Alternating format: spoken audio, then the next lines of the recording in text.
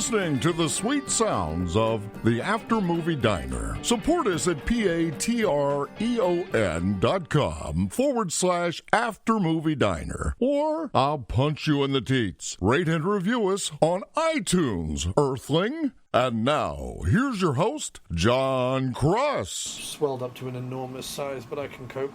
Hello and welcome to another episode of the After Movie Diner. And first of all, it's been a long time coming, but how about that mailbag jingle? Here comes the postman, I wonder what he has for me. There's something in his big brown sack, I wonder what could it be. Well, I hope the bills it lacks and instead brings me some listener feedback, or maybe, just maybe, a big bag of crack. Oh, here comes the postman, I wonder what he has for me. So, I'm not sure if you remember, but a long time ago, well, a while back anyway, we got a voicemail that was all about the 80s movie Hiding Out, and asking if we were going to talk about Hiding Out. And I said on the episode, that would be great, but I don't know who sent us that voicemail. So, back in May, this will tell you just how crap I am. Back in May, I got an email from a Jared Martin that said, "Hello, Mr. Cross. I left the voicemail about the 80s Dark Horse classic Hiding Out. Let me know if I can be of assistance. Best, Jared." And then he said, "P.S. Good last Spader episode. I hope he's sashaying around New York listening to these episodes on his earbuds." And then I realized that email sat in my inbox for 2 months, because that's how awful I am. So I responded to Jared. I can't believe I never responded to this. My apologies. I could have sworn that I did. My brain, unfortunately, is made of Swiss cheese. Bit busy at the moment, as my late response to this email denotes, but please, let's look to see what we can do regarding Hiding Out in the second half of the year. Jared then wrote back in July, "Hi John, no worries. I figured you were just very busy. The output from the podcast has been amazing, so I assumed you were just swamped. Though I did put on a Leslie Gore record and cried and tore up all my Jon Cross posters the first week I didn't get a reply. But now I have the wife going down to CVS to get some tape. And the Jon Cross shrine shall rise again. I look forward to dissecting Jon Cryer with you, not literally. Best, Jared." So hopefully Hiding Out could be something we do down the road, because just the other day, and the reason why I'm now doing this, in fact, just yesterday, Shane A. Bassett wrote this. "G'day, boys. Love the show all the way from the future, about 19 hours ahead of New York from Sydney. I remember a few episodes back someone requested 80s movie Hiding Out for you two mates to discuss. I'll second that. It's a pretty decent, forgotten by many retro film. Anyway, keep up the good work. Jim is a classic-sounding bloke. I enjoy his outrageously convincing views.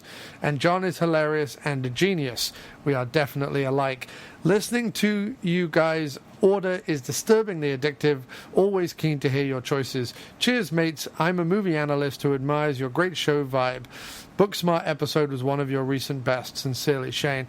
So, yeah, so that's why I'm reading out these emails, is because had it just been Jared sort of talking about Hiding Out, I probably would have thought, Hiding Out, okay, maybe I'll put that on a list somewhere and da-da-da-da, and, being crap and awful, probably not get to it until next year. However, because Shane then wrote all the way from Australia and said that I should watch Hiding Out, I'm like, wait, there's this weird little cult of Hiding Out fans, and even if it's only two people, on the After Movie Diner, to get two people writing in and with a consensus on a film, that certainly piqued my interest. So hopefully I'll be getting hold of Hiding Out soon, and who knows, an episode on it might be forthcoming. Look forward to that. Well, anyway, that was an exciting mailbag that spans all the way back to May. So, I'm gradually catching up, which is nice. A big thanks to Shane and Jared for writing in, and an enormous thanks to everyone who supports the podcast over on Patreon. I do have to say that apparently when I was reading out our latest supporter, I read out their Twitter handle, which is How I Ripped Buffy the Vampire Slayer. Of course, the podcast is actually called How I Ripped Off Buffy the Vampire Slayer. So if people were looking it up and they couldn't find it, please do check out How I Ripped Off Buffy the Vampire Slayer. It is available on Stitcher and iTunes and wherever podcasts are found. Check that out. They supported us recently on Patreon, and that is absolutely fantastic. So go check out their show. The After Movie Diner with Jon Cross will return right after this. So very cool. Got talking to the owner of a local bar to us, the Way Station in Brooklyn, the other night. The Way Station is this great bar on Washington Avenue in Prospect Heights in Brooklyn, where they have, it's sort of very nerd friendly. They have a lot of Doctor Who stuff. They have a big TARDIS bathroom. They have a lot of steampunk stuff. They do what they call nerdioke, which is kind of a nerdy version of karaoke. They do trivia nights and music nights and all sorts of screenings of movies and everything. It's a really great bar, and there's always something cool going on, so check out the Way Station. But I got chatting with the owner, Mr. Andy Heidel, and he gave us a preview copy of his book, The Cocktail Guide to the Galaxy, which is a fantastic, geeky, nerdy, sci-fi movie-based cocktail book for all you drinkers and nerds out there who love all sorts of sci-fi things and horror things and movie things and so on. A quick read from the back says, for the first time ever comes a book that unites two of the best things in the world, nerd culture and booze.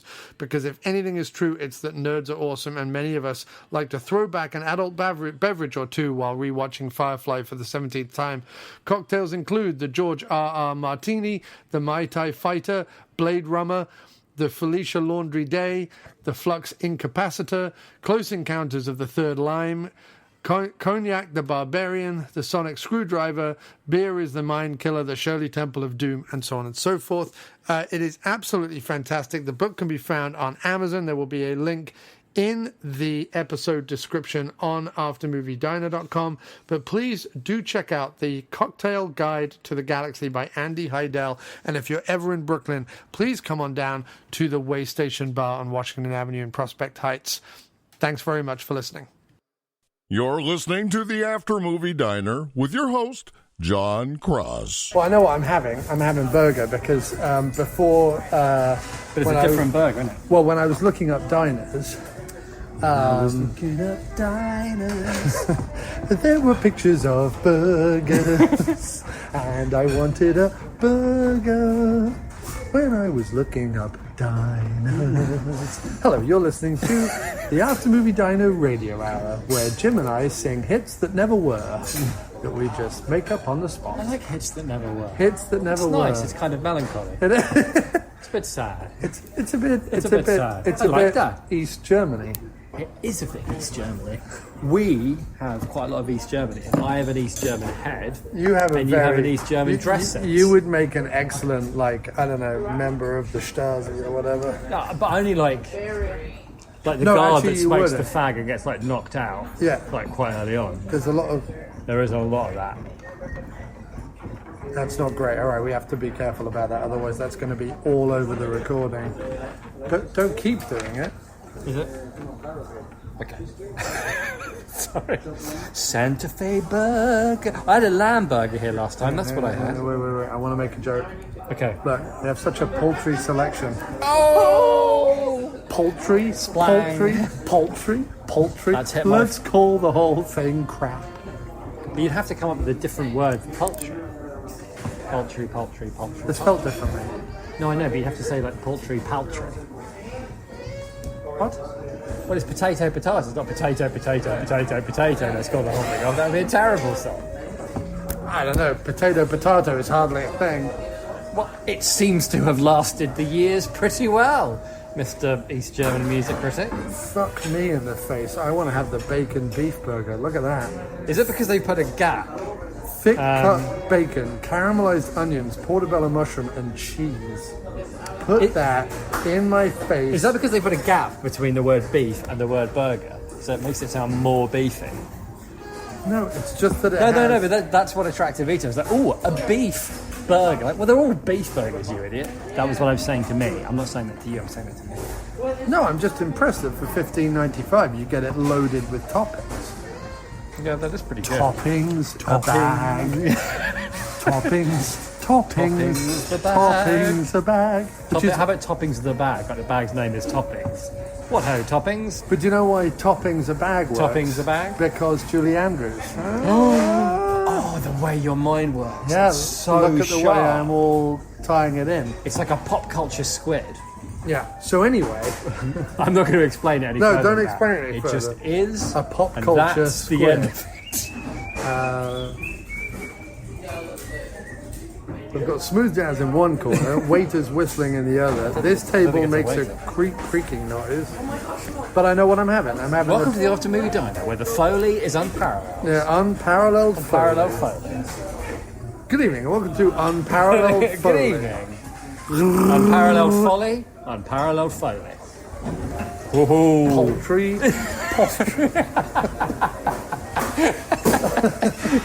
Poultry. Gwyneth. Gwyneth. Gwyneth. Gwyneth Poultry. Gwyneth. Ah, Gwyneth. Ah, Gwyneth. Gwyneth. Gwyneth Poultry. Ah, poultry. She knows the chickens. And the chickens know her. Ah, Gwyneth. Ah, Gwyneth. She knows her chickens. Chicken whisperer of the hills. Aye. Of the valleys. And the full- hills. The valleys and the hills. The valleys and the hills. She knows all the chickens, the ones up the hills and down And the down valleys. in the valleys. So- Metaphorically, spiritually. Spiritually and actually. metaphorically. Yeah. Chickens So in the- yes, hello, welcome to the after movie bizarreness. For some reason, I really like chickens in the valley. He is laughing quite hard about chickens in the valley. It's like a description for like a spiritual state of mind. Yeah. I mean, oh, my chickens are in the valley. My chickens, My chickens are in the valley. my chicken. Well, in America, of course, the chickens have come home to roost, y'all. That's what they say. Do they? Yes, like when. I thought we said that too. No, but they say the y'all bit. I mean, I'm sure we originated the whole chickens have come home to roost. Come home thing. to roost. Yeah. I can't imagine they just plucked it out of thin air. Plucked. See what I did there? Oh, this is just, it's just unstoppable. It's just an unstoppable You're a train. col- You're a podcast train. It's an unstoppable collage of collage. yeah, it's Like an oral collage. A collage for the ears. a stream of consciousness Yeah. Well, it's a something of while consciousness. only semi-conscious. A piss stream of consciousness. A piss stream of random. stream of so far, pissy people are listening to consciousness. him. Wait. He's alluded to Julie Andrews. He's alluded to East Germany. What are they talking about? Maybe on their burgers they'll be having some Newman sauce. Oh, I like it. Well, let's just hope that the curtains that this diner doesn't have. Let's hope that the reason why the diner doesn't have I think you're about to curtains take it too far. is that Here it is. they got torn. Oh, it's gone too far. It has. It's over now. Natalie and Shut the Bruglia. podcast I've down. Natalie and Bruglia'd it. The podcast. I've You imbruglia'd mean we it. were once good and now we are forgotten? How you doing? How are But you? I'm Good, torn. thank you, Hey, how you good. doing, Chief? You good? Do you know what you want? I know exactly what I want. Okay, when you order that, well, I'm going to have a would, burger I too. would like your bacon beef burger, my friend, please. Bacon burger? Okay, with the cheese and With the onions and the mushroom. Yes, sounds amazing. Thank you. How do you like them, medium? Sure, medium is great. Thank you. Any drink? No, water is great. Alright. Thank you so I'm much. going to have the barbecue bacon beef Barbecue. burger. Oh, I see. Barbecue. Well done. Well done, yours, okay. And can I get a cup of English breakfast tea Okay. with milk? Thank you very much. Thank you very much. No, thank you. Can't wait. Cheers, ta. Yeah. Hi, welcome to the After Movie Johnny. We're here to talk seriously about serious movies in a serious way. Every time you lean on that table, Serious. it makes a creasing Serious. noise. Try not to lean on the table. You've just Hitchcocked the whole thing up. Let's Hitchcock the whole thing off. Cocked up. Cocked off. Who knows? It's mostly puns. As the years go by, I've done the table thing again. Well, I've got to lean on the table at some point. I'm not creaky. My bit of the table's okay. Your bit's bad, but look, mine's fine. Let's just talk over it. Hello. And even if you do hear creaking in the background, tough. Ignore the creaking. Now I'm just looking at the top of your head, which is weird because it's a bit like being in a bordello with Phil Collins. Well, you would know that. Well, I would, yeah. That's your lost weekend. That's my last weekend. Yeah, we're here we are. tonight in Tribeca Kitchen. Tribeca. The kitchen. The kitchen of Tribeca. Yeah. The kitchen of Tribeca. Tribeca being a neighborhood in Manhattan, part of New York City. And How long is this going to keep going? I don't know.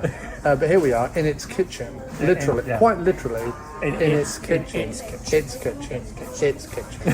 And welcome to It's Kitchen. its kitchen. It's No apostrophe. kitchen. And tonight we availed ourselves. Tonight on It's Kitchen. We availed ourselves of Roxy Cinema, which In is Tribeca. in Tribeca, But not in its kitchen. but not in its kitchen, in bowels of the Roxy Hotel, where we partook. Some may say Boutique partaken. and classy joint, recently refurbished. Yes, and made a lot less classy and boutique by When our we presence. walked in, Because you were like, we should take pictures. we probably devalued the hotel. we While we're in definitely- it, it's worth yeah. less money. When we were in the potential hotel buyers. and you look around at the other patrons of the hotel, you realise just how woefully on the edges of society we are. Yeah. We are... I think 10 years ago we Yeah. might have been bohemian. Yeah, But now Now. we're just unwanted. yeah, unwanted and somewhat And unwashed. Someone might say sad. In our, I wouldn't say sad. I'd say more pointless. Well, I tell you what, we're somewhere between. We're on the corner of pointless we're, and sad. No, we're somewhere On the between. corner of pointless No, no, and sad. You've got to do it, but yeah. on the corner of pointless and sad. That was pretty good. That was pretty good. I don't know, hobos are playing, cards for coins They are. or something, or cards for bottle tops. For bottle tops, Yeah. because that's all they have. Anyway, on the corner of hopeless and sad. It wasn't hopeless, was it? What was Pointless. it? Pointless. Well, hopeless is even better. Oh no, this is the second verse, mate. Yeah. You tweaked it. You gave it a tweak. So I tweaked it. But we are somewhere betwixt and between Yeah. the achingly hip and fashionable couple. Look Thank at you that. very much. That looks Thank wonderful. you. Look at that. What is that? What type of tea? Organic breakfast. Well, no, what does that say there? It says biological small No, breakfast. what's the brand name? Oh. Mighty Leaf is the brand name. Yeah, but look, it says biological small breakfast. Yes, it also says Petit Déjeuner Oh no, dinner. Biologie Biological small dinner. in French. In French, that's what it means. Anyway, we are somewhere between the achingly hip couple that was so fashionable, who came into the cinema. Oh, and the gribbly old man. And the people who normally come into the cinemas when we're in there, the bag ladies with the trolley of one left-sided shoes. We are somewhere betwixt those people. And do you know what? Closer to the bag lady than the Do you know what though? Yeah. I'm all right with that. Yeah, me too, mate. I'm all right I'm with very that. happy with who I am. Me too. fine. Me too. I mean, that top's an interesting choice, but we'll go with it. It's fine. What's wrong with my top? I like my I top. actually kind of quite like it. I Yeah, was just trying to totally, be a dick. But yes, so we went to the Roxy We Cinema. did. We went and we saw. People have already all switched off, so it doesn't matter at this point. They're like, get on with Get it! on with it. And we saw Torn Curtain, the Alfred Hitchcock movie. Alfred Hitchcock thriller, starring Tut Newman and Julie Andrews, who is, let's be fair, national treasure and international treasure. Yep. And I think you probably just drop the national part once you become an international treasure. I think I want to qualify her as both, You know what? and I should That be, is your right, I mate. should be allowed. It is your podcast. As a Britisher who is living amongst the world, I am allowed to categorise her both as thus. You should. And with that, I've devolved into pretentious gobbledygook. And that is the end of the podcast. Torn Curtain. There's your review. Watch it or don't. Don't care. Either way. No, but in all seriousness, the thing that was quite marvellous about seeing Torn Curtain Well, a is proper that 35mm print, right? proper 35mm print was that people may not know, although they would know if they went to jeawallace.com and took a look around. But people don't know. For a long time, mate, within your creative output, your juices were very much tied to a melancholy, but also somewhat romantic approximation of the Eastern Bloc. Is that a fair approximation? That is a fair approximation. It went so far that I made a probably ill-advised attempt at a TV pilot out of that very I wouldn't say ill-advised. And I don't look at it as in hindsight. I think the problem with it is that you looked at it as a TV pilot and you were probably about 10 years prior to when TV was ready for such a show. It's possible. I do regret not making it, not like writing another 10 minutes or so. Right. And making it a film. Making a movie. You know, like... it has a movie vibe, though. I don't know how much footage. There might be like 50, 55 minutes of footage, which I feel is like 15 minutes short of like a movie length film. Yeah, it is. If you had made it 75 minutes, you could have flogged it. I would like to have it as like kind of like a River Beastie, you know... Yes. On Amazon Prime, ready for the world. But it's out there to watch on YouTube. Yeah, it's out there to watch on YouTube. So if you go to jeawallace.com and, as I said, have a look around. Click on the link. Click on the link. Click on the link. Now, do all the Crowd That Entertains albums appear on your Bandcamp? Yeah. What about the single we did that has the Eastern Bloc song about having a piano or something? All My Brown Tractors, or whatever that song was called. All My Brown Tractors. No, you remember the one we did, like one of the first songs we ever did together?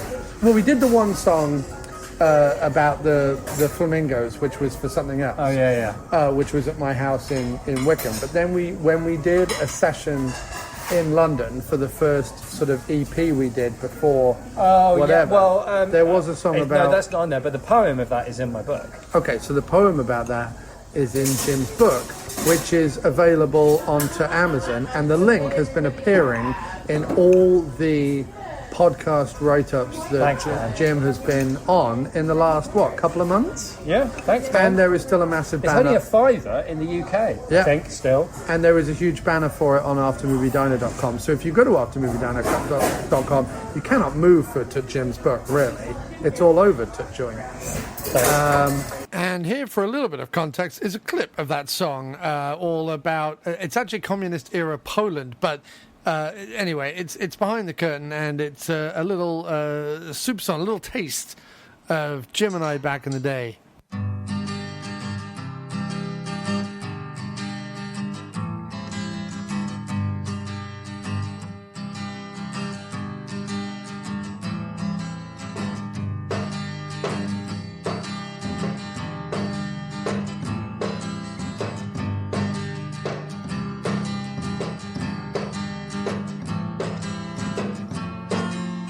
Tell me a love story. Tell me a story. Set in communist era Poland. Set in Poland. Little red cars trundling up and down grey stone mill roads.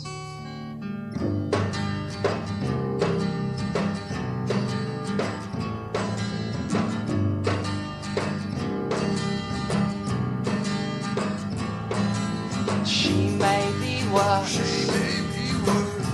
in the Ministry of Information.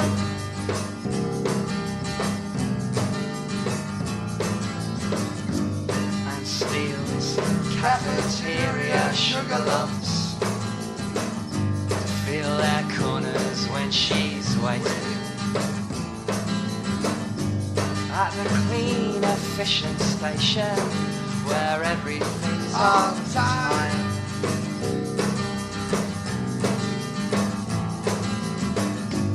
And the whistling Warsaw winds cleans the clocks of everyone in line. She dreams of love stories as she dreams, set in communist era Poland. Where little red cars trundle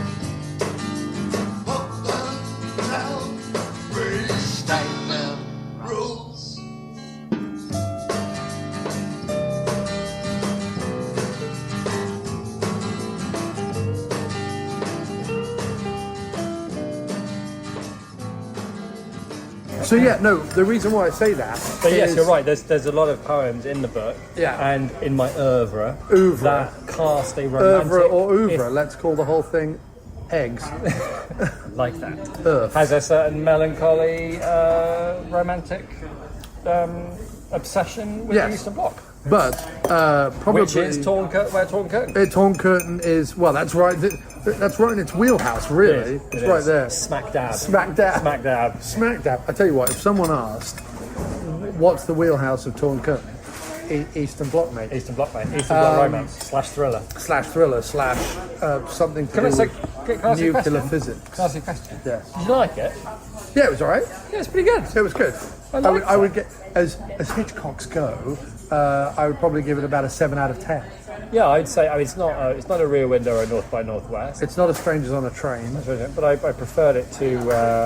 I'm trying to think of some slightly lesser Hitchcocks. Strangers and Rear Window are my two faves. Hands down. I'd go with Rear Window and North by Northwest. Okay. But it's probably more in the North by Northwest. No, actually, no. Wheelhouse. Rear Window and 39 Steps. Those are my favourite. Okay.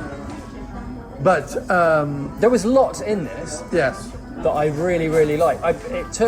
It took a little while to get going. yes, it does. I quite liked the is he or isn't he thing, but it almost felt like Hitchcock didn't really care about it until he got to East Germany, and there was that shot of him and Julie Andrews in the hotel room. And that was the first time I was like, oh, that's like unique shot. and Yes. like he's taking care of that. And, Yes. and everything that happened after that pretty much had like something to it, like a little bit of flair, Yes. like the way the camera was, something about the sound, like it was a sequence that had like a rhythm to it. Like everything before that was a bit like, we've got to, come on, let's just get to fucking Germany. And everything after that was really nice. Yeah, what's interesting about it is it's roughly a 2-hour movie, and I think it could have been a really great 90-minute Yeah, movie. I agree. I think if they just, it'd almost be better if they just started off, if they cut the whole ship thing and the whole hotel thing and just had him. Yeah, because what does the ship really? It doesn't really add anything. Set up. It doesn't. There was all that business about like them not having any heating either, and I'm like, well, I think he wanted to start it off with like a little bit of, but it would have been better if it started off with. I mean, the ship. Them on the plane. That was the first. The thing. ship establishes them as like a couple, and like the fact that she shouldn't be on the trip. But anyway, let's boil it down. Let's do it, mate. Let's boil. Newman plays Set the diner to boil. to boil. Torn curtain ripped asunder. Newman plays physicist. Yeah. Who has been, From Murica. from Murica, who has been working on essentially an anti-nuclear device. Yes. It is a new device that would essentially end both the Cold War and the arms race and nuclear proliferation as we know it. But he's missing just a vital bit of code or physics gibberish that would solve the problem that he is having with building his device. What's interesting is the MacGuffin. He understands it in theory. He cannot get it to fruition. But what's is that fair to say? Yeah. Unlike other Hitchcock movies or other spy thrillers, I guess, it's not like microfilm or anything. He has to go to a place and he has to sort of interrogate a scientist, but not really interrogate, more kind of tease it out of him. Yeah, so there's hope to kind of rub his ego in the right way. Yes. That like the formula will fall out. Yeah, so there's a genius scientist in East Germany, Leipzig, called Lint. Leipzig and Lint. And he could potentially have the key to what Newman is looking for in his noggin. So Newman is essentially kind of undercover, or well, not really undercover, but he's using this convention of physicists. We don't find out.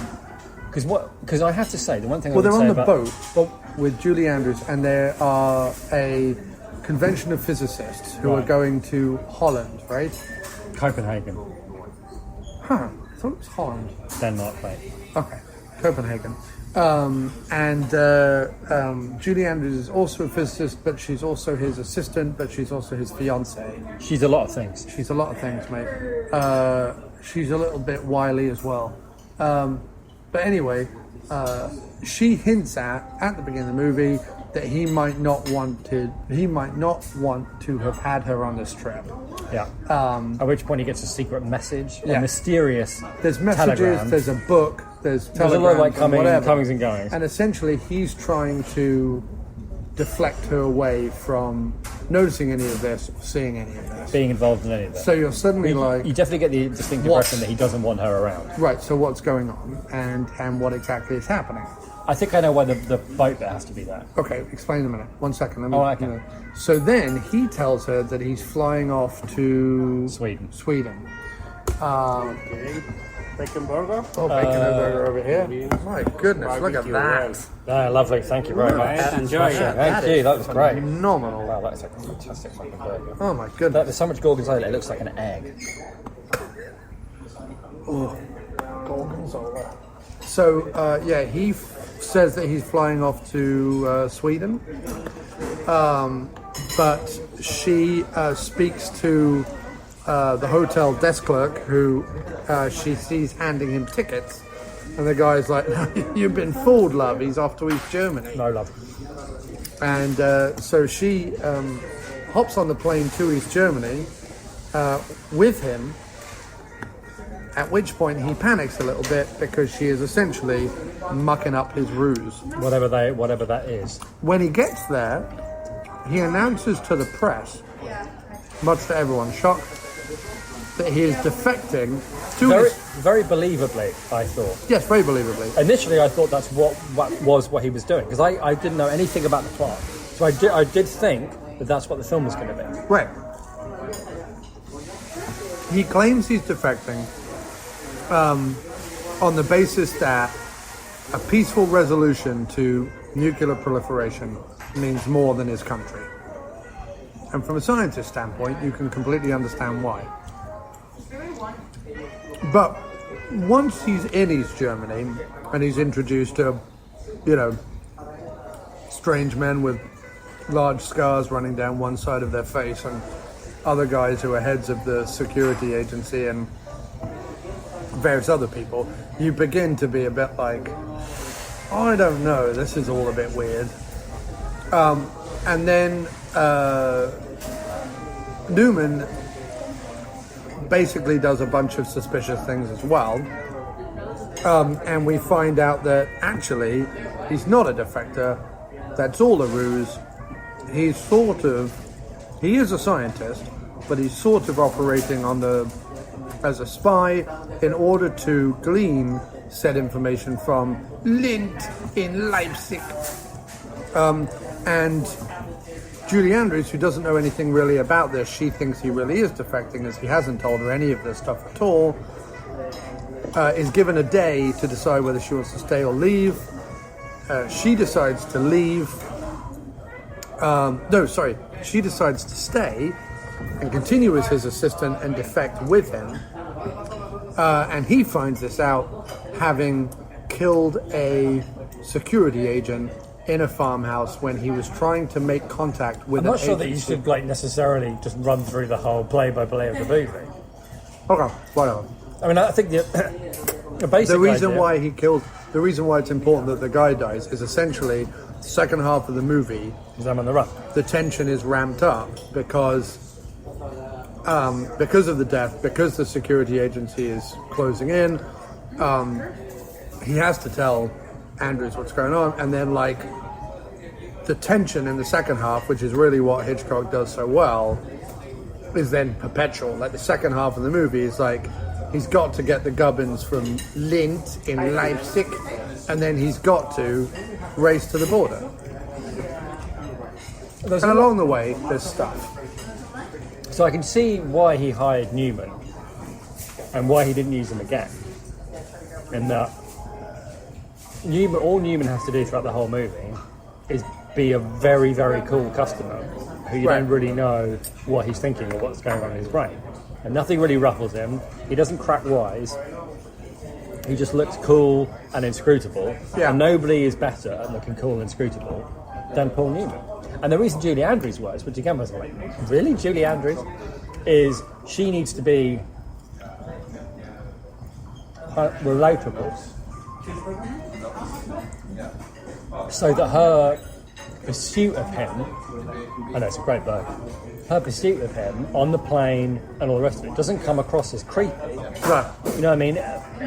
Another actress maybe just being that kind of like blindly following him to East Germany might be either creepy or unbelievable or, you know, not reflect well on her character. But with Julie Andrews, it feels like something different, and you feel. Well, the interesting thing is they didn't, and it may have over-egged the story, but they didn't play up the fact that she too could have been a double agent. I did wonder. Yeah. But I think again, her character and the way she handled herself, you know, she was kind of. It was just she had this line in being bemused, but like believing in him, Right. you know, in whatever he was doing, and then she only snaps in that interview in the university when they try and interrogate her. Right. But that shot was great too. Like she sat there and it like flashes to the 5 men in the front row looking at her. Yeah. And the scientist in the back, and that was like a glorious shot. Right. And there was It's full of stuff like that. There was stuff on the farm, especially some of the long shots that were very North by Northwest reminiscent, but also very good. And the death scene was because there was no Oh my god, sound. the death scene was disgusting in a way. Yeah, it was so cool. Like it reminded me a lot of some of the later Bourne films. Weirdly, it was all like grunts and silences, and, Right, because like, what's sort of great about fight scenes in movies of this era is that everyone isn't a martial artist. Like he's not like, oh, he's a physicist, but he used to be in the military. Right. You know what I mean? Because that's the shortcut. We've talked about it before. It's what I call the Jason Statham shortcut, right? Yeah. He can be a haberdasher, but but he used to be a Marine. And you're like, really? Does a Marine teach you jiu-jitsu? Anyway, so there's none of that. His fight with Gromek, was it? Yeah. In the farmhouse is very realistic. He's quite a likable character. Well, Gromek is like the one thing I would say about this, and I understand what you're saying about Newman and even Andrews, but I have to say, in terms of entertainment value, they are the least entertaining 2 characters in it. Everybody else in it. Yeah, that's true. Like Hitchcock realizes that he needs the 2 stars to make the movie, but he also realizes they're probably not the most interesting characters in the film, and therefore he peppers the film with these like, you know, Hitchcock's got this like wry sense of humor, right, or this like slightly sort of sadistic sense of humor as well.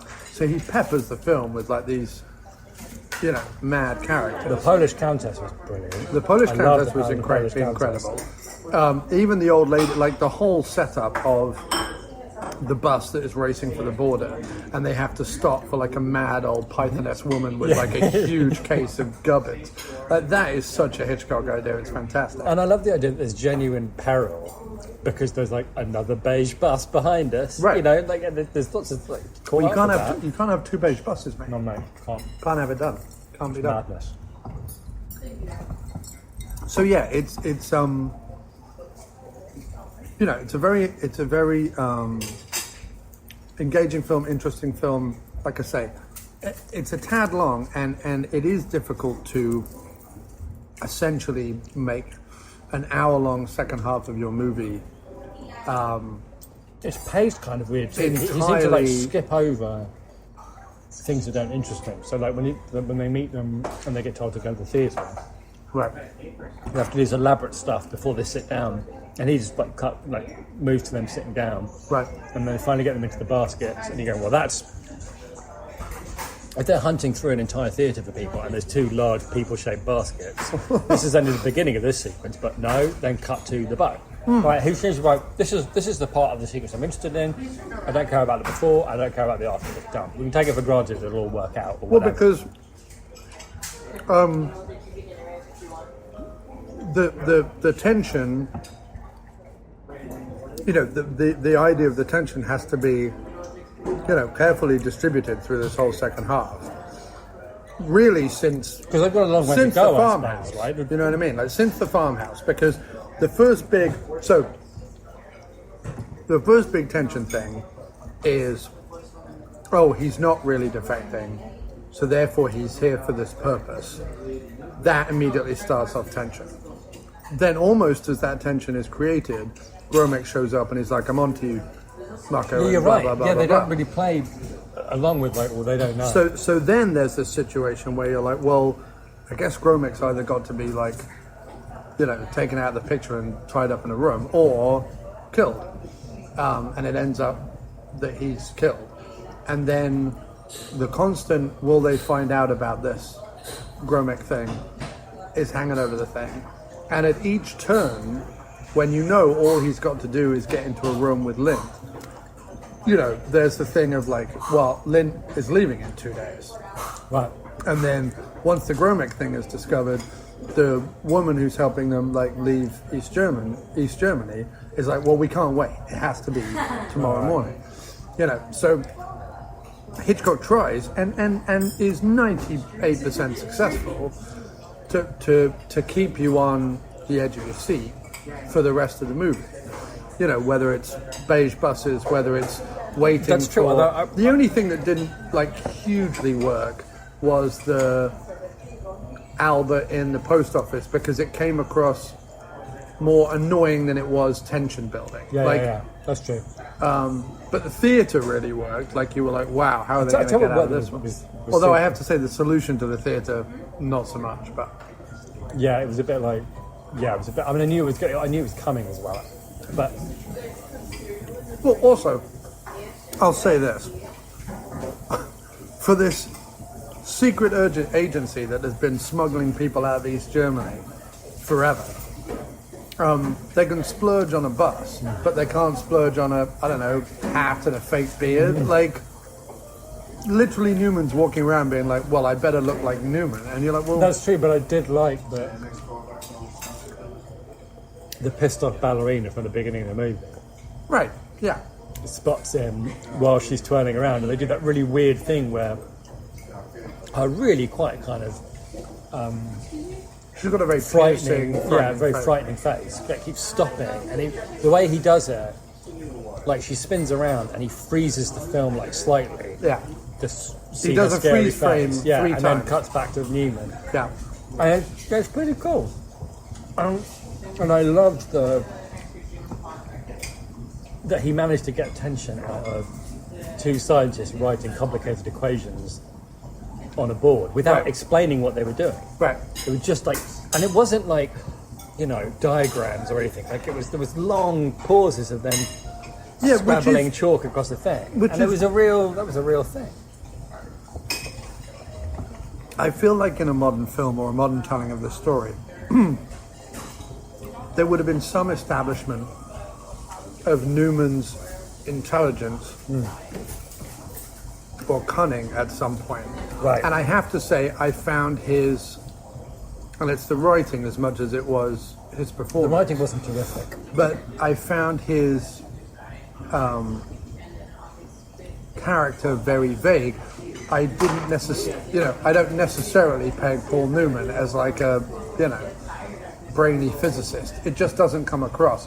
Unless you had a scene where, and I don't know how you would do it, but I don't know, he had to spout something off in order to, in another movie you would have a situation, you would have the interrogation by the staff or whatever it is, right?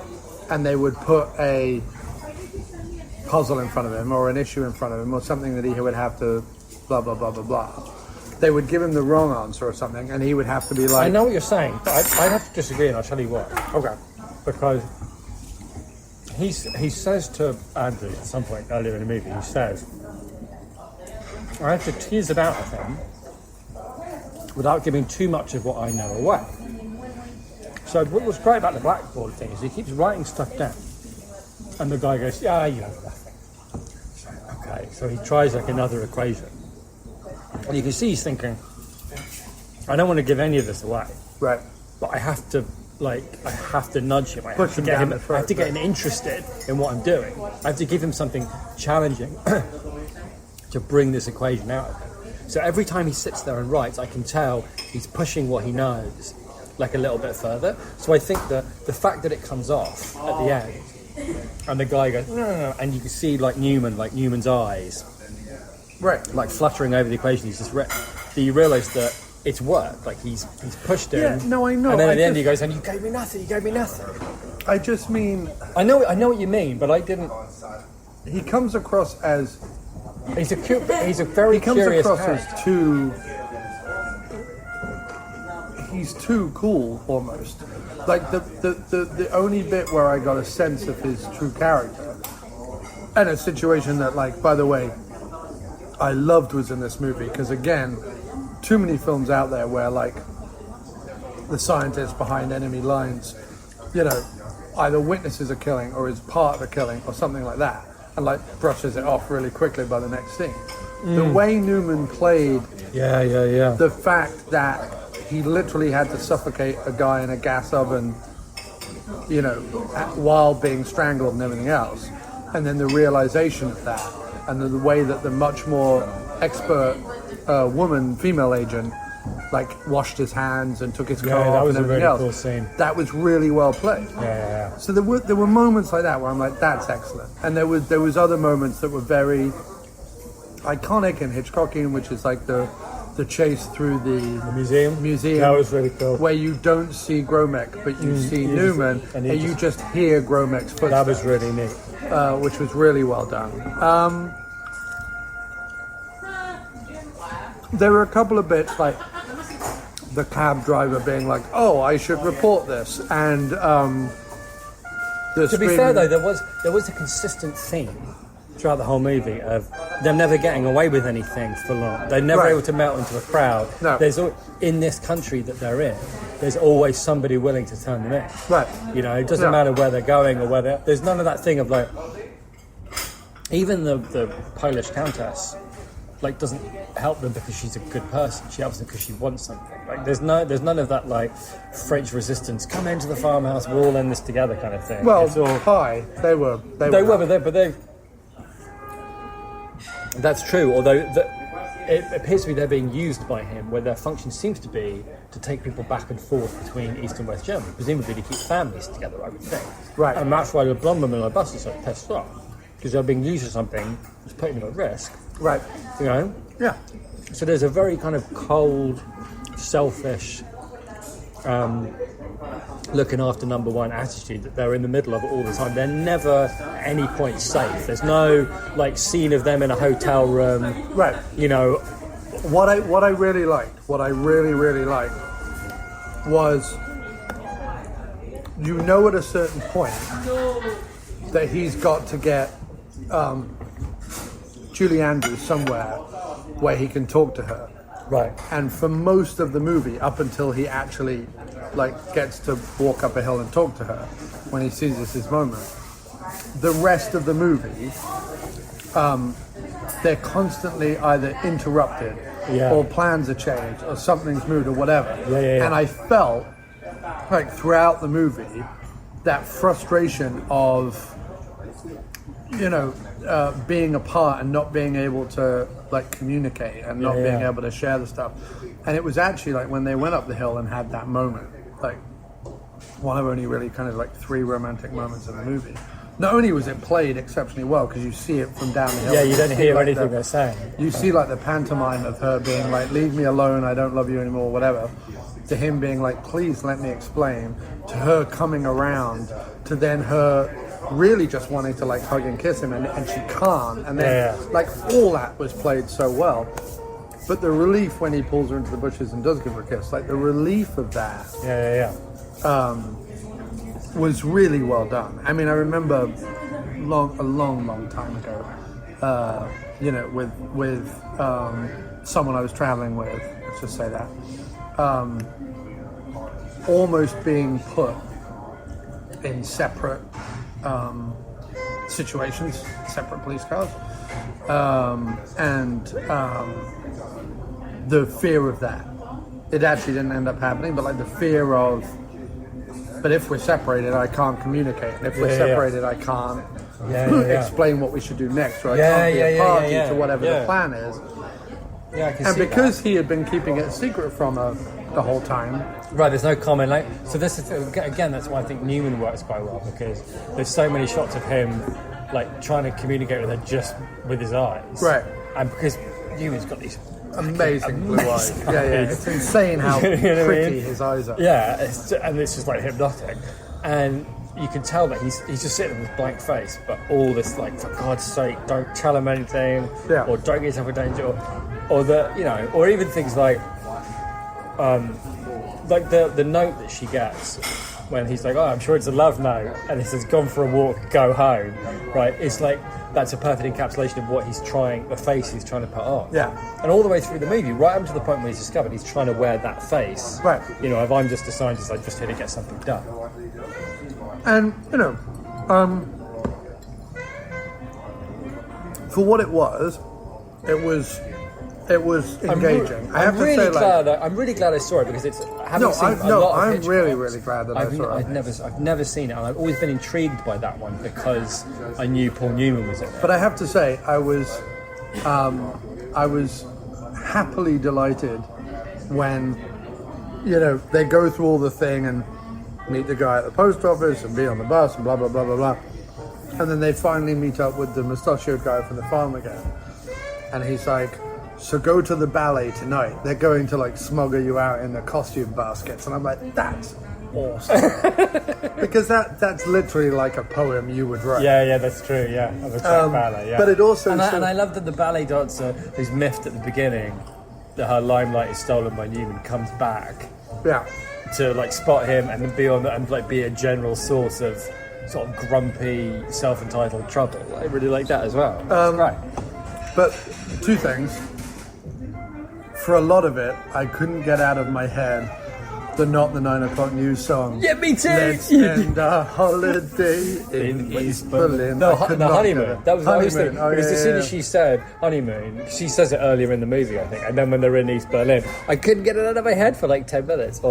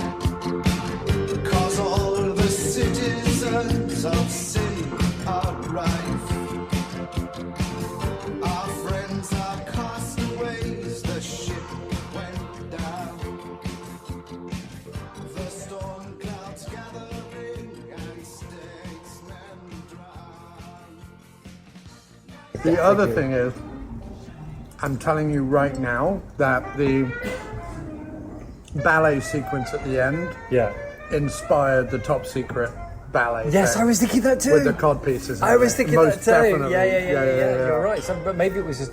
But it's the thing that sometimes we don't know.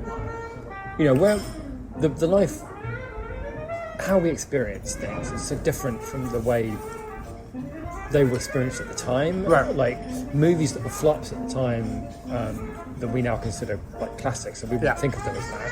And then films like presumably like Torn Curtain, which amongst when you talk about Hitchcock, it's not a very high on the list at all. It was critically mediocre when it came out. But presumably that was critically mediocre when it came out. Hitchcock, Paul Newman, you know, biggest director, biggest star in the world at the time, and Julie Andrews in a movie. Like everybody would have gone to see that movie, whether they, you know, whether it was like meh, you know. But how many meh films have we got to see? So the number of like pop culture references for us that are based on like films we were like meh about, and presumably for the blokes that made Top Secret, when they were like growing up, Tonkat would have been a film that everybody saw. So it Well, might not have been only- like not a more only common that, reference. not only that, Because I was but thinking if that you were when, like- when the East German guards were going down the bus, I was thinking something secret. Right, and because if you think about it, if you're going to do if you say to ourselves, what's our next pastiche going to be? And you're like, well, our next pastiche is going to be Eastern Bloc spy films and Elvis movies. Yeah. You watch a bunch of, you say to yourself, all right then, let's find a bunch of But you have to these. reference things that even if people don't get the references necessarily, Right. that it will, conjure that kind of I mean, totally. like memory thing. You know what I mean? Even in John Wick 3, which I saw recently, they go to Angelica Houston, who's playing like some Romany,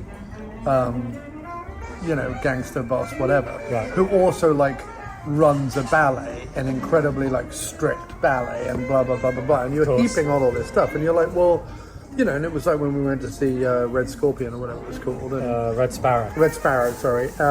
Red Scorpion is a Dolph Lundgren movie.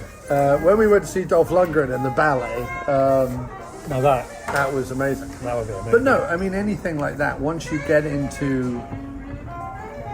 There's just, because of where the ballet comes from, and Russia, Right, and right, right, right, Ukraine, right, right. and East Germany, and places like that, there's something very exotic and mysterious and romantic about the ballet, because there's this idea of like these traveling troops of dancers crossing borders who like too. crossed, not just borders, but like went to these sort of weird Cold War theatres and put on like I was thinking that mad, actually. Viennese ballets and stuff. Like it's just there's just a lot of. But the idea when he said to them, "So we're going to smuggle you out in the ballet's costume baskets," I was like, "Oh my god, that sounds like a line from Jim's song." I wasn't thinking about it more than actually when we were going over, thinking, oh yeah, like Cold War romance thriller. That sounds right up my alley. But Well, because in your album, Viva Stories, which begins with Grace, right? Yeah. Grace Gratefully. yeah. That story basically became One Night other at the Curve. Right.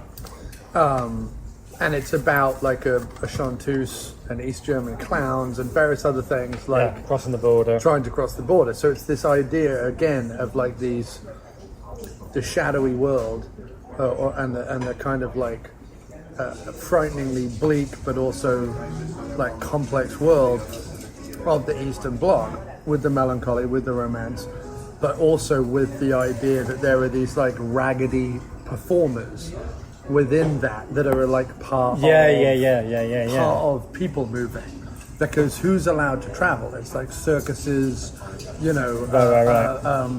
ballet companies, traveling troops of actors. Like these are the people that you're like, well, they're just actors, so or what are they going to do? They're going to throw up a stage and perform a thing, when really like they were helping people out and stuff. I love all that kind of that's true. world. It's very evocative. And what was nice too in this one was how like things were done by small people doing small things as well. Like one of the most impressive moments in the whole movie is the guy that runs the bus. When the soldier gets on, all he does is lean across and offer a guy a cigarette and then light it. And the soldier's like, oh, right, okay, nothing to worry about here. And turns around. It's only when he leans back from this, he's blocking Newman. And they all give him like a round of applause and good on you, mate, and like well done, we're in good hands here. And all he did was just lean across and give somebody a cigarette. And that's because saved their in bacon, a movie these days, that would be overly shot and overly explained overly. That's why I think it's like an interesting movie, because there's like things in it. It's like he's less interested in cultivating the suspense. I do feel like the tension's a bit all over the place. It's not that kind of like tightly wound Rear Window or North by Northwest. I think thing. it's as best as it can be. No, it's true. But I'm just saying he has like, a long journey to take. well, that's keep the for tension sure. up. That's a problem. But I just think that it's a movie where there's clearly lots about it that really, really interests him. Yeah. And those bits are like clear for all to see. Right. And I think that maybe because he didn't really hit it off with Newman, or he didn't really hit it off with Julie Andrews or something. Did he not? No, I'm not saying he didn't, but he never worked with either of them again. You Well, he know? didn't work with a lot of people. Well, he worked Cary Grant and Jimmy Stewart over and over again. And Yeah, I guess so. I don't know if he ever worked. I guess he worked with Grace Kelly a lot.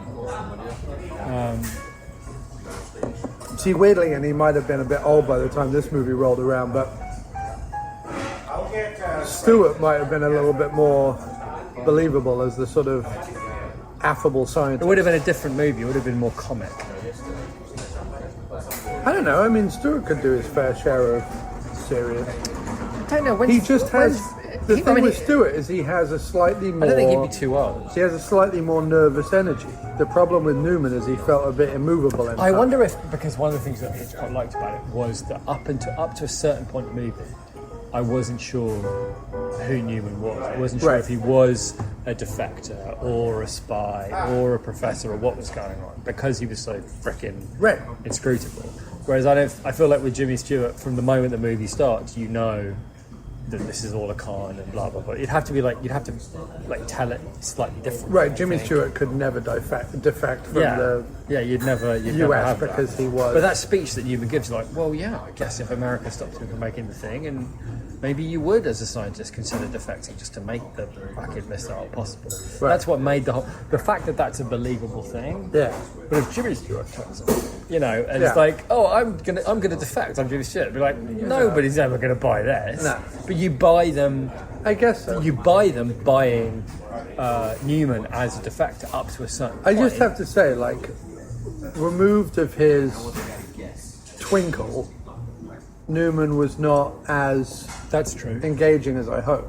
True. And I love Newman, but like I like him in obviously the Butch Cassidy, the Sundance Kid, and The Sting, and movies where he's got more of a twinkle, like he's more of I know what you mean. He's got a quick He's wit definitely and doing something different. I mean, I liked it. I have to say, I liked it. I agree with you. It wasn't necessarily engaging, Right. but I liked it. Yeah, and in the same way I liked what Andrews was doing, even if that wasn't in itself necessarily engaging. I mean, it is incredible that every time out the gate, Hitch was like, how can we make all the women in my movies look identical? Yeah. Because, whether it's Tippi Hedren, or whether it's Janet Leigh, or whether it's Grace Kelly, or whatever, you're just like, Vivian Leigh. wow, you really just had a type, Hitch. Yeah. You just kept, and even with Julie Andrews, like he puts her in, or he has her hair done. I don't know whether it was a wig or he has her hair done, and he doesn't quite make her blonde, but she's not far away from looking like Janet Leigh in this movie. It's like a slightly that's true. That's true. in her hair from Hitchcock. But it's still, I mean, it's for what he wanted to make, and because I suppose there is that thing where it's like sometimes you get the thing you want, but it doesn't work. Right. I feel like Newman and Andrew at that point, if he's able to work with Paul Newman and Julie Andrews, he's able to work with whoever the fuck he wants, clearly. Right. And he cast them very deliberately, and I think they did what he wanted them to do. Yeah. It just doesn't quite come off. Also, and again, I don't know quite where this falls in his career. It's certainly in the latter half. 65, right? So, I mean, he goes till 74 is his last movie? 70, yeah, but I mean, Psycho's what, 68? I think. Is that right? I think Psycho's 68, and I'm pretty sure that Psycho was a bit of a mini comeback because he shot it on even though it's black and white, he shot it on with his TV crew. Yeah. And I think it was a bit of a kind of return. Maybe 68 is probably too late. The weird thing about this movie is his heyday was the 50s. It sort of smacks to me a little bit of what, and I know everyone hates this filmmaker now, but like what Woody Allen got saddled with at a certain point, which is he stopped necessarily caring if the person was cast right for the role, but rather who do I get in my movie that's hot right now that can sell it, kind of thing. And I'm not saying that that's what happened here, but you've got Julie Andrews and Paul Newman at the height of your thing. You know that you're populating the rest of your movie with European actors. You can tell by the names that they're all almost certainly from Europe at some point. And your thing must be, well, if I've got to make this movie work, and if I've got to be able to sell this movie with the subject matter, let's get the two biggest people we can get. You know what I mean? Yeah. And it smacks a little bit of that. I don't know if that's the case, but that definitely like. I know what you're saying about that. You could be right. I just feel like in order for the film to work in the way that it plays out, you have to have like an inscrutable guy who's No, I get what you're saying. I do get what you're you're saying. I'm not discounting that. I do get what you're saying. I just think that he got. What I'm saying is he got exactly what he wanted. Yeah. But that doesn't necessarily mean that your film is going to work. Sometimes there's like the world is full of filmmakers who made the film they wanted to make, and it was garbage. Yeah. And the world is also full of films that were horribly compromised and were much better for it. Yeah. I always think about Donnie Darko. Always. Like Donnie Darko, he didn't get to use the song he wanted to use at the beginning, which was the Never Tear Us Apart by NXS, right? And instead, because he couldn't get the rights for that, he used the Echo and the Bunnymen, Killing Time. Oh, okay. And that song, like, sets the sets the tone for the whole movie. It's like weird and dark and strange. And it's like, and then you watch the director's cut, and it's got this like big bombastic NXS anthem, like stadium rock, and it's a totally different fucking film. And then every film that he makes after that, where he gets to do what he wants, is just garbage. So it's just, I always think about getting what you want, especially in movies. It's not always a good thing. It's like sometimes working within constraints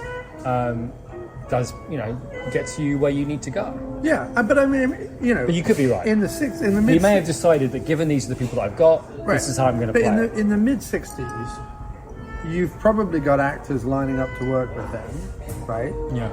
And he's got all these different types of films he wants to make, and of all the people lining up to work with him, he's got to look at that list and be like, I can probably do something with these two. But I often feel with Hitchcock that that's not it. Like when you look at the movies that work, Right. of Hitchcock's, that are less starry. So forget the Cary Grant Stewart ones. But if you look at like Strangers on a Train, or if you look at Psycho to some extent, I know Janet Leigh was a big draw, but like Yeah. and you look at some of the others, there is a feeling, or I always get the feeling, that he's cast exactly who he wants for the purposes that he wants. And in this, the feeling I got from supporting cast was that. Yeah. I feel like he went round Eastern Europe and was like, that guy with the ridiculous face, and that guy with the scar, and that guy who can, the whole shtick of Gromick about, he's like, I lived on 88th Street in New York City, and Hot dog. You still say that? hot dog, say hot dog. And all these different phrases from America, like this East German guy who's been in America and kind of like picked up their weird phrasing and stuff like that. Like all that, I feel genuinely that Hitchcock loves. I just don't know how much he loves his leading. Now that I think character. about it, I wonder if you're right. He didn't look at what he had and kind of lean into that. No, but I also think it's not just the fault of Newman and Andrews. I think it's a weakness in the script. I don't think the script is great. But it's also a function of the script, because if you have a situation where your two lead characters literally can't communicate because of everything else that's going on around them, how do you write? You know what I mean? How do you write? There are not many scenes where Newman gets to be himself. In fact, the only time they're themselves is in the bed at the beginning when they're on the ship. And there's actually like a repartee between them. There's actually like a... Yeah, that's true. And Hitchcock really only gets that one scene to establish anything between them. The rest of the movie... That's what I was thinking. That's what I was going to come back and say. He has an agenda. About the boat, is that you have to establish that they are genuinely in love for Newman's actions to be sort of inexplicable and for her chasing him to be understandable. Right. It's like, hey, where did you go? So the lunch scene that they have, where he's like, Yeah, stop. really cruel. Yeah, really cruel. Like, stop going on about this. Go home. I'm doing my thing. Yeah. that only works If you have the basis of it. But really, the only basis they have is that one scene. Beyond that, he either has an agenda, as in the lunch scene and on the plane, where he has this agenda. Yeah. And then beyond that, it's because he's now having to play this part, and he's in East Germany, and he literally can't tell her anything because the room might be bugged, because they're You're right, constantly because almost hassled by that other the moment that she finds out scientist. who he really is, from that point on, they're on the run. Right. They're And on they're, the but run they're from that together. point. Yeah. They're together. But they're not, but like, as we point out, they don't have time to talk. They only have time to run. That's all it is. Yeah, I just felt like, especially in those sequences, like in the sequence when she gets up to dance with the other scientist who's always hanging around and bothering them, Yeah. and Newman is left with Lynn. I just felt like Newman didn't play that scene particularly interestingly. And then later when they're in the coffee shop and the Polish woman is, you know, acting them both off the screen and chewing the furniture, his reaction is very minimal. Yeah, that's and true. I didn't get, if the reason I think why the tension doesn't implicitly work the whole second half of the movie is I don't feel any panic on his behalf. Not that he can necessarily go around and be like, "Ah," you know, he can't like lampoon panic, but there should be some, you should get the sense that Newman is nervous, and I never get that sense. And I think that's what held me back from the film a little bit. Yeah. Okay. No, that's fair enough. I think that's fair. It but- definitely feels like he's not. It does feel to a certain extent like maybe Newman's not super connected to what he's doing. Like Right. He's maybe not enjoying it all that much. Right, and I feel that what's great about Torn Curtain is it feels like a not particularly imaginative script, mixed with a couple of people that Hitch is working with who could work, could not work, I don't know. Mm-hmm. And yet somehow, by his sheer, you know, humor and skill, Hitchcock still makes it like an entertaining. Yeah, with like stuff in it that is probably like, Film. oh, that's great, oh, that's terrific. Like, You know what I mean? Yeah, not just, oh, that bit was funny or this bit was exciting, but properly, you know, things that are going to live in my memory for a long time. Right, of course. Yeah. We'll take a check. Can you take a check? Yeah, we'll get the check. Check, please. Yeah, thank you very much. But yeah, it was super fun to go see it. The Roxy is a great theatre. Yeah. And The only popcorn that I can eat in New York, possibly the world. oh really? Yeah. Every other popcorn makes me feel like garbage, but their popcorn's brilliant. Okay. But no, great to go see this movie. I love seeing a retro film occasionally. And also, like, not just putting Blu-ray on a player here. Right, but You know, it's the definitely actual 35 mil. print, Yeah. crackly and Yeah. there's, you know, when you watch them like that, especially in a cinema like Thank that, you very or much. retro- thank you, like in the retro cinema like that. Like, I do feel like this is what it would be like to watch films in the 60s. Like in 1965, I would have seen it in a cinema like this, in seats like this. Right. And it would have looked, you know. Yeah, no, it was a super great experience. It was pleasantly surprising because I can't say that I was like super keen on this, not because of what it is, but because of my mood today. It totally turned my mood around. It was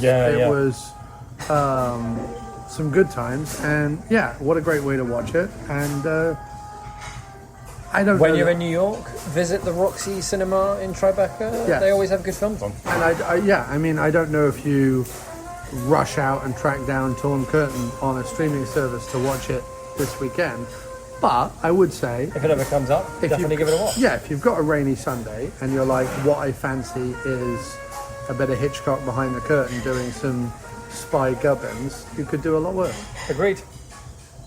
Thanks, man. I enjoyed that a lot. Yeah, me too.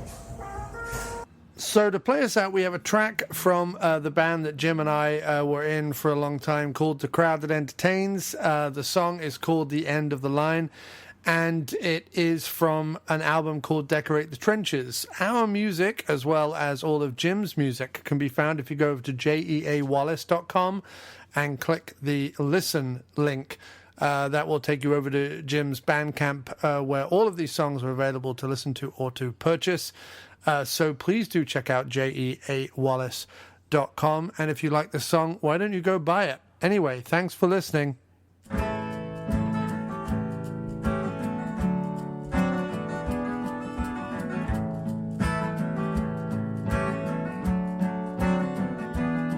Someone called Martin Lander.